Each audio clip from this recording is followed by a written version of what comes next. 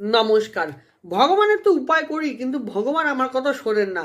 ঈশ্বরের 1000খানা উপায় করি, অনেকক্ষণ ধরে বসে পুজো দিই, কিন্তু ঈশ্বর তো আমার কথা শুনতেই চাইছেন না। এগুলো শুনি আমি। আপনারা যখন আমার কাছে আসেন, আপনারাই এগুলো আমাকে বলেন, কোনো এগুলো অসুবিধা নেই। এবার আমরা কিন্তু ছোট ছোট ভুল করে থাকি।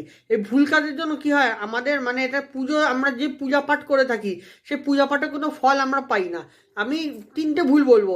3টে ভুল পূজা পাঠের সময় কোনো সময় করা উচিত না। এটা আপনারাও করবেন না। প্রথম ভুল হলো, পূজা পাঠের সময় কোনো পূজার দ্রব্যাদি কোনো সময় মাটিতে রাখবেন না, আর্থে জানি টাচে না লাগে, এটা খেয়াল রাখবেন। ধরিত্রী তার পবিত্রতা সহ্য করতে পারে না ওগুলো। আর দ্বিতীয় কথা হলো, পূজা পাঠের সময় কোনো সময় অশুদ্ধ চিন্তা নিয়ে কোনো সময় বসে নেই। নোংরা কথা, নোংরা চিন্তা, বিষয় আশয়ের চিন্তা সবসময় ছেড়ে দিতে হয়। এটা হলো 2 নম্বর। আর 3 নম্বর যে কথাটা হলো, পূজা পাঠের সময় সবসময় নিজের মাইন্ডকে শান্ত রাখুন। নিজের মাইন্ডকে শান্ত রাখুন, শান্ত হয়ে বসুন এবং বিশ্বাস দিয়ে বলুন। ভগবানের কাছে বিশ্বাস দিয়ে বললে সে দেবেই দেবে।